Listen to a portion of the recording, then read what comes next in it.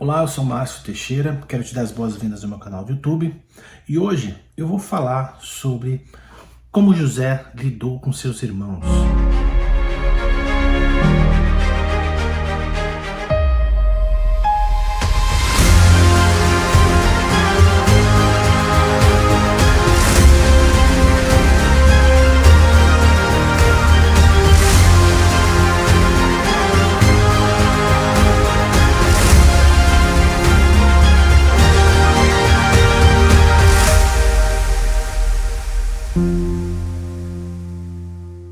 Se inscreve aqui no canal, clica no sininho de notificação para que você possa ser avisado toda vez que eu subo um vídeo novo aqui no canal, tá? Hoje foi um dia extremamente extenuante, emocionalmente, profissionalmente. Adormeci na sala depois do jantar e acordei de sobressalto porque eu não tinha gravado esse vídeo ainda. Eu tenho um cronograma de gravação que eu vou obedecendo e curiosamente esse vídeo culminou nesse dia especificamente de tensão, onde a gente tem aqui no capítulo 42 do livro de Gênesis, nessa série sobre o Êxodo que eu estou fazendo, o encontro dos irmãos com José e a lida de José com seus irmãos. Um momento extremamente tenso, onde a gente vê algumas nuances do caráter de José bastante acentuados, como Deus o tratou, né? Antes de começar, eu quero que você lembre que essa série sobre o livro do Êxodo, ela está começando na história de José, porque o Êxodo começa em José. E nesse momento da história de José, se você ainda não assistiu os outros capítulos dessa série, eu convido você a assistir, porque toda ele vai ter uma mensagem especial, né? E esse não vai ser diferente. Nesse capítulo, a gente vê José já maduro na sua posição como o segundo homem do Egito. Aqui José já estava no governo há 7 anos. E o que eu falei no vídeo anterior, Deus estava preparando José para a sua tarefa mais difícil durante a época da fartura. E José foi extremamente prudente, tão prudente que o seu plano econômico foi poderoso o suficiente para não só sustentar o Egito, como sustentar todos os países e as vidas que vinham até ali o Egito para comprar os mantimentos que José cuidava. E o capítulo 42, nós observamos que ele começa na terra de Canaã, com o seu pai chamando os filhos ao seu censo, né? Cara, é o seguinte, o que vocês estão esperando, né? Levanta e vai para o Egito, porque lá tem comida, e comprem comida. E os irmãos de José descem ao Egito. No versículo 6, a gente vê o primeiro momento onde o sonho de José, que fora dado a ele por Deus anos atrás, se materializa. Ora, José era o governador da terra e era ele quem vendia cereal a todo o povo da terra. Assim, os irmãos de José vieram e se inclinaram diante dele com a face na terra. Vendo José os seus irmãos, reconheceu-os, mas comportou-se como estranho para com eles e falou-lhe asperamente e perguntou-lhes: de onde vens? Responderam: da terra de Canaã, para comprar mantimento. Bem, aqui havia 20 anos que os seus irmãos não viam José. 20 anos atrás José tinha sido vendido por seus irmãos, que quase os matou. Agora 20 anos se passam e José está absolutamente irreconhecível. Se você é um curioso, né, como eu sou, algumas perguntas devem te saltar. Em primeiro lugar, depois que José foi trazido ao cargo mais importante do Egito e passaram-se 7 anos, por que será que José não pegou os seus carros e os seus cavaleiros e foi até Canaã ver o seu pai? Por que será que José, agora sendo poderoso, ele não pegou o carro e foi lá lidar com seus irmãos, né? E eu cheguei a algumas conclusões rapidamente. Primeira foi que no versículo 51 do capítulo 41, a gente vê uma declaração tão poderosa, e eu expliquei isso no vídeo anterior, que que José nomeou seu próprio filho com o nome de Manassés, que significa que Deus me fez esquecer todo o meu trabalho e toda a casa de meu pai. O que eu penso aqui, isso pode ser uma opinião minha, talvez você não concorde, né? Eu estou propondo aqui essa ideia. Esse sentimento que José teve em relação à casa de seu pai não foi um sentimento de mágoa, de enterrar o passado com aquela raiva, não. Foi que Deus curou o passado de José. Deus curou aquele sofrimento que ele passou ali com seus irmãos. E o ensinamento que eu tiro disso é simples, cara. Sabe, quando Deus faz uma obra na nossa vida, que Ele restaura as nossas circunstâncias da nossa história e nos posiciona dentro do propósito pelo qual Ele nos criou e nos chamou, Deus não quer que a gente volte para o nosso passado. Deus não quer que a gente revisite a nossa história sem que Ele prepare.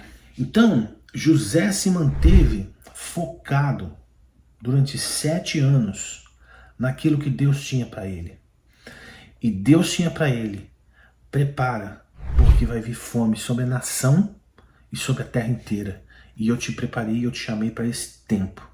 E dentro dessas circunstâncias da vida de José, a gente não pode esquecer um outro detalhe importante, que nesses 20 anos que se passaram, Deus também foi trabalhando na vida dos seus irmãos, na vida do seu pai, nas famílias que foram se formando. Sim, porque eles se casaram, tiveram filhos, e a vida foi passando. Mas as circunstâncias que Deus criou fez com que o passado de José viesse até ele. Dentro do total governo de Deus e dentro do total governo de José sobre a circunstância. E olha que interessante, que a gente lê no versículo 7 que os seus irmãos não reconheceram, cara. Isso é muito profundo. Os seus irmãos tinham dado ele como morto. Os seus irmãos nem sonhavam o que ele tinha passado. E talvez a aparência de José, 20 anos depois, era outra. O seu aspecto, né? Nós vemos nas imagens dos egípcios que eles se pintavam. Então José devia estar absolutamente transformado num egípcio. Ele deveria ser um egípcio, cara. E tem um segredo aqui que eu vou falar já que é muito fantástico. E ele trata os seus irmãos com rispidez. Eu não vou ler esse capítulo inteiro, porque eu quero que você leia. Você tem que ler para você entender a nuance do texto, como é lindo esse texto. E do versículo 9 ao versículo 17, acontecem algumas coisas muito interessantes no diálogo. E a gente percebe José tratando os irmãos de uma maneira ríspida, né? De uma maneira dura. Não ache você que José estava fazendo isso por vingança, porque José tinha um coração manso. Você vai ver já que José tinha um coração manso. E ele começa a perguntar sobre a conduta dos irmãos dele, questionando a conduta, justamente porque José queria sondar. Ele queria sondar para chegar em um aspecto: como está meu pai?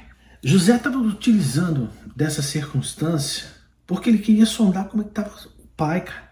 Eu imagino o sentimento imediato que José teve ao ver os irmãos e como Deus o preparou para aquele momento. Sabe, muitas vezes a gente fica com medo dos fantasmas do nosso passado, né, que vão chegar, aquele medo que a gente tem de repente ter que revisitar os fantasmas da nossa história, aqueles que nos magoaram, aqueles que nos tripudiaram, aqueles que nos humilharam. Mas quando Deus te prepara, Deus te dá o senso de como se comportar. E eu achei fantástico aqui que a Bíblia fez questão de dizer no versículo 7 do capítulo 42, José se comportou como um estranho, né? Ele deve ter feito um esforço sobrenatural para se comportar como um estranho. E aqui a gente vê o fruto do Espírito de Deus sobre a vida de José, cara, que é o domínio próprio. Que é a forma de você se colocar diante dos momentos tensos na sua vida, onde você não vai esboçar o que realmente você gostaria, o que a sua carne está gritando, mas você vai se controlar. Isso traz um grande benefício para José, porque na lida subsequente com seus irmãos, a gente lê que José acabou conseguindo extrair deles, através da sua rispidez, da sua dureza, exatamente tudo que ele queria extrair. A gente vê que Deus aqui está fazendo uma obra grandiosa na vida dos irmãos, cara. O foco desse capítulo não é nem tanto José, mas são os irmãos. Deus estava trazendo para os irmãos uma oportunidade de arrependimento tão profundo. E a gente lê isso de maneira bem tranquila quando a gente vê a resposta que eles dão, quando o próprio José os aprisiona por 3 dias. No versículo 17 a gente vê que eles foram aprisionados. Então Deus está utilizando a autoridade de José para trazer arrependimento ao coração de cada um dos seus irmãos, cara. E depois de 3 dias, José chama eles novamente e ele faz uma pequena confissão, uma linha pequena, minúscula, que nem os irmãos se deram conta do que ele está falando aqui. Ele fala assim: olha, eu temo a Deus. E aí ele desafia os irmãos, se eles forem realmente homens de retidão, que eles voltem para as vossas casas, né? Mas que deixe um preso e traga o filho mais novo, o Benjamim, que não tinha ido até o Egito.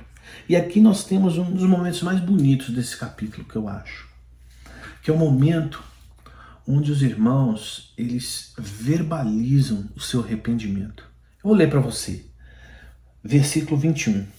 Então disseram uns aos outros: na verdade, somos culpados no tocante a nosso irmão, pois vimos a angústia de sua alma quando nos rogava. Lembra quando ele estava para jogar o irmão no poço e os irmãos não tiveram misericórdia e jogaram ele no poço? É isso que eles estão lembrando aqui agora. Mas nós não o atendemos. É por isso que vem sobre nós essa angústia. E aí, nesse momento, no 22, o irmão Rúben, que foi aquele que tentou impedir que ele fosse morto, né? Ele se coloca: olha, eu disse para vocês, cara, não era para fazer isso, mas vocês não me ouviram. E ele traz, e ele despeja o coração. E um detalhe, José estava ali, cara. José estava ouvindo aquilo tudo. E olha o que é mais tremendo que nós lemos no versículo 23. Eles, os irmãos, não sabiam que José estava entendendo, porque lhes falava por intérprete. Olha o contexto. Por isso que eu quis falar isso só agora. Todo esse evento, na lida com os irmãos, a rispidez, estava sendo interpretado por um intérprete. E aqui eu quero que você pensa na cabeça que era José, cara. Abre um parênteses aí. José estava no Egito, ele ficou 20 anos no Egito, né? Até aquele momento ali. No Egito não tinha hebreu, cara. José era o único hebreu. Não só José aprendeu a língua egípcia para si, para que Deus usasse isso como um instrumento na sua autoridade, mas José também ensinou a língua hebreia para um dos egípcios. Olha que louco, você nunca parou para ver isso, cara? Então, olha a cabeça de quem era José, cara. Agora pensa só, tá José ouvindo os irmãos se confessarem. E aí a Bíblia diz, no versículo 24, que José se retira deles e chora. Dá para você entender a profundidade do coração de José nesse momento? Dá para você entender?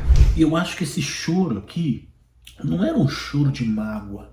Eu acho que esse choro é aquele choro que Deus provoca na gente quando a gente se apercebe da cura que ele realiza. Sabe por quê, cara? Porque ele acabou de ouvir a confissão de culpa dos irmãos. Olha o que a Bíblia nos ensina em Jeremias 31, 20. Aqui a gente lê uma palavra que é revelada a Jeremias do próprio Senhor. Ele diz o seguinte: não é Efraim meu filho precioso? filho das minhas delícias, embora eu tantas vezes fale contra ele, ainda me lembro dele. Por isso se comovem por ele as minhas entranhas. Deveras me compadecerei dele, diz o Senhor. Sabe qual é o paralelo que a gente aprende dessa passagem de José? É o que Jesus sente quando você e eu confessamos os nossos pecados. Sabia disso? É a exata figura de Jesus. Ouvir você orar, confessando os seus pecados. José é uma figura de Jesus. É isso que acontece. Deus se lembra de você e de mim sempre. Embora tantas vezes fale contra ele, ou seja, embora tantas vezes Deus deva olhar pra gente e falar, cara, eu derramo tanto da minha graça, tanto a minha misericórdia. Olha esse pecado, olha aquele pecado. Olha o que ele faz, olha o que ela faz em resposta. Mas aí imediatamente a misericórdia, que é suprema, o amor que é transbordante, ele lembra e as suas entranhas se comovem por mim e por você. E ele se compadece de nós. Sabe, esse trecho da história de José, e vai muito mais além, e eu não vou me alongar aqui, porque eu cheguei acho que no ponto. Sabe, a história do Êxodo é uma história de redenção. A história de José é um laboratório, é uma amostra do DNA que formaria o Êxodo. Deus está sempre à nossa espera e Ele vai permitir momentos de profunda angústia na nossa vida.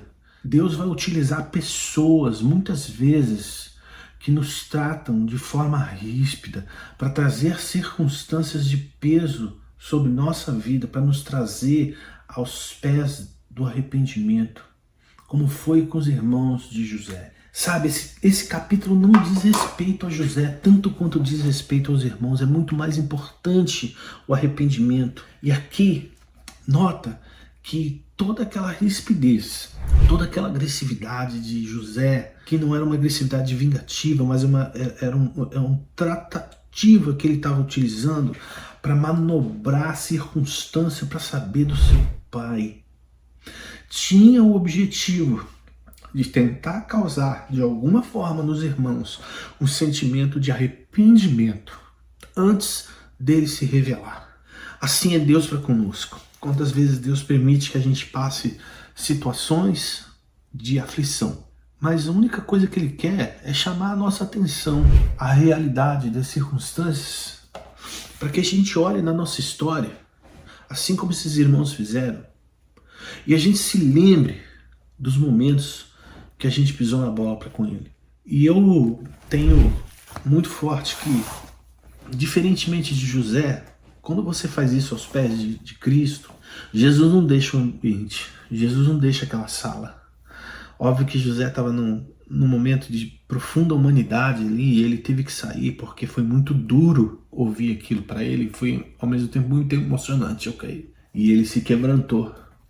Mas eu imagino a alegria que Jesus deve sentir quando a gente chega para ele e fala, ó, Jesus, é o seguinte, eu pequei, eu pisei na bola, eu errei nesse ponto, naquele ponto, eu continuo errando nisso aqui, e eu preciso da tua redenção. E é tão lindo que o tamanho do perdão e da graça que José estava reservando para os seus irmãos e para a sua família e para a sua história era tão profundamente maior, tão profundamente mais extensa do que aquele momento tão breve de rispidez ou angústia que os irmãos estavam vivendo.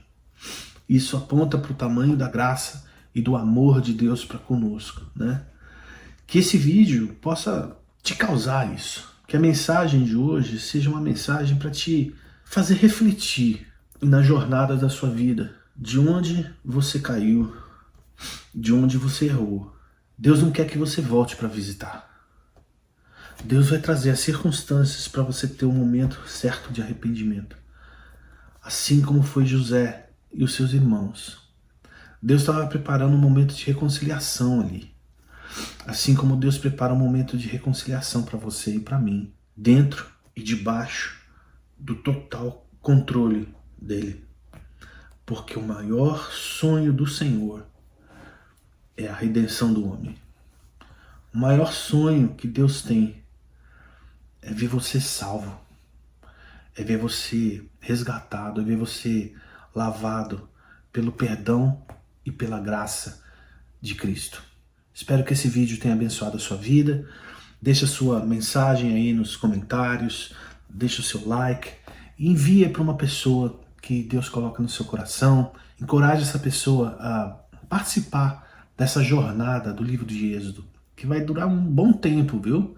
É um estudo muito longo, muito extenso, mas muito fascinante, muito maravilhoso. Em todo momento, a Bíblia revela a Cristo. Em todo momento dessa jornada, nós vamos ver Jesus manifesto de alguma maneira. Deus te abençoe e até o próximo vídeo.